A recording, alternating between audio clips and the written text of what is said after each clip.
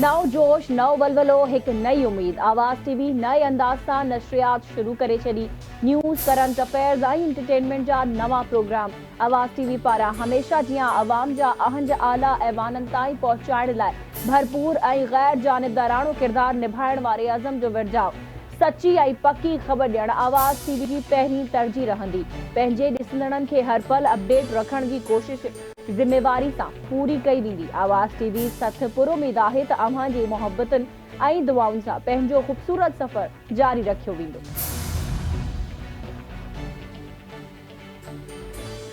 PTI chairman ख़िलाफ़ cipher case में jail trial लाइ समरी मंजूर। विफ़ाक़ी काबीना कानून वारी वज़ारत जी समरी मंजूर कंदे जेल ट्रायल जी मंजूरी ॾिनी।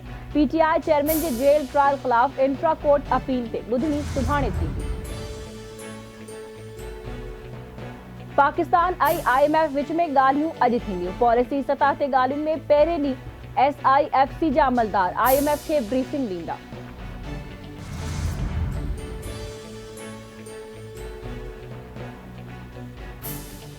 पीटीआई चेयरमैन ख़िलाफ़ तौहीन इलेक्शन कमीशन केस जी ॿुधणी अॼु थींदी। केस जी ॿुधणी दौरान पीटीआई चेयरमैन ख़िलाफ़ फ़र्दे जुर्म जी कार्रवाई अमल में आंदी वेंदी।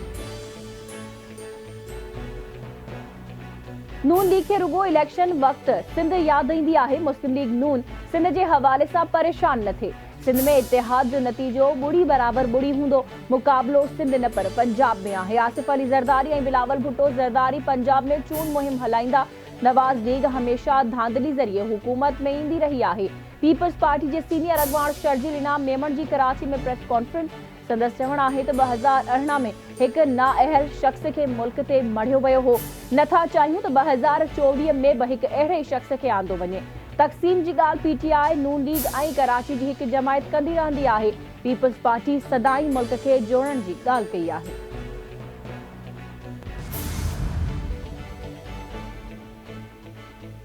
मुस्लिम लीग नून जे वफ़द जी MQM पाकिस्तान जे अॻवाननि सां मुलाक़ात। सिंध में अहिड़ो इतिहाद ठाहिण जी कोशिश करे रहिया आहियूं जेको सिंध जे मुफ़ादनि जो तहफ़ुज़ करे। मुस्लिम लीग नून ऐं MQM वसीलनि जे मुनसिफ़ाणी विर्छ ते मुतफ़िक़ आहिनि।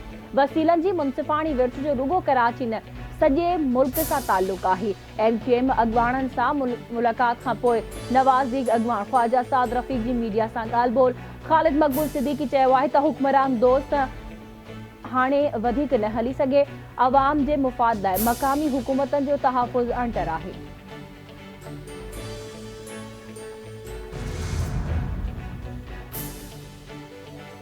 इसराइली फ़ौज जा 37 ॾींहं बि गाज़ा ते वहशियाना हमला। जंगी जहाज़नि लॾपलाण कंदड़नि ते बि बम वसाए छॾिया। जबालिया कैंप ते हमले सबबि वधीक 19 फ़लस्तीनी शहीद, केतिरा ई ज़ख़्मी। इसराइल बमबारी सबबि वॾियूं अस्पतालूं गैर फ़ाल, बिजली बंद ऐं दवाऊं ख़त्म थियण सबबि समें इंसानी हयातियूं ख़तरे में पइजी वयूं।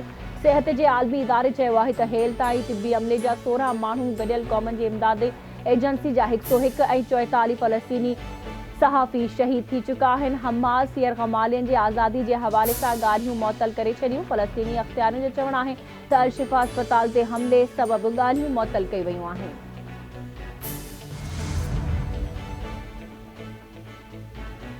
इसराइली फ़ौज जी बमबारी ते हमास जी मुज़ाहिमत। दुश्मन ते 160 हमला, 5 इसराइली फ़ौजी मारिजी विया।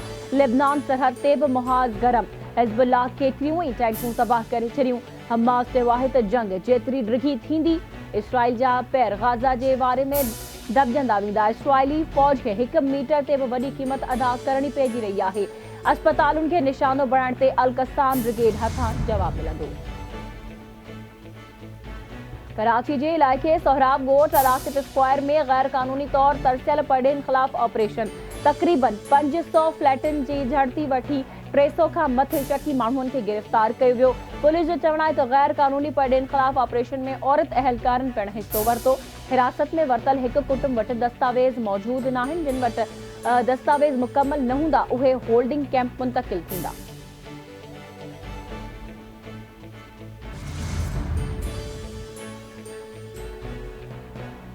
कराची जे इलाइक़े कोरंगी में शहरी जी फायरिंग, ॿ मारिजी विया। कोस्ट गार्ड सेक्टर D48 वटि शहरी जी फायरिंग में मारिजी वियल ॾोहारी जी सुञाणप न थी सघी। मलीर पुलिस ॿ मुग़वी ॿार बाज़ियाब कराए 2 जवाबदारनि खे गिरफ़्तार करे वरितो। शाह लतीफ़ टाउन जी हद मां औरतुनि जी वीडियो सोशल मीडिया ते वायरल थियण खां पोइ SSP मलीर जे नोटिस वठण ते पुलिस हरकत में अची वई। इल्ज़ाम हेठ आयल हाशिम ऐं शफ़ीक खे गिरफ़्तार करे जावेद ऐं शिराज खे बाज़ियाब करायो वियो।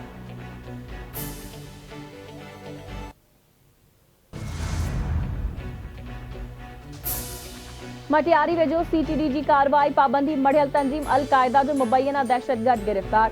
सीटीडी दावा कई आहे त जिंदल कोट भरिसां कार्रवाई दौरान अब्दुल्ला सग़ीर खे गिरफ़्तार कयो वियो, जंहिं वटां क्लाशनकोफ ऐं वॾे अंग में गोलियूं हथ कयूं वयूं आहिनि।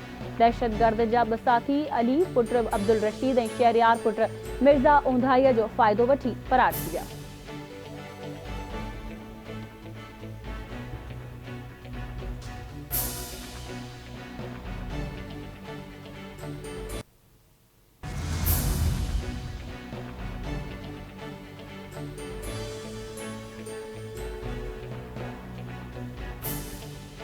जाती में सिजावल रोड पर बेगुनाह स्टाफ भरिसां नौजवान जो लाश हथ। ॻोठ हबीब मुला समूह जे रहवासी मुर्तज़ा समूह जो लाश हथायो।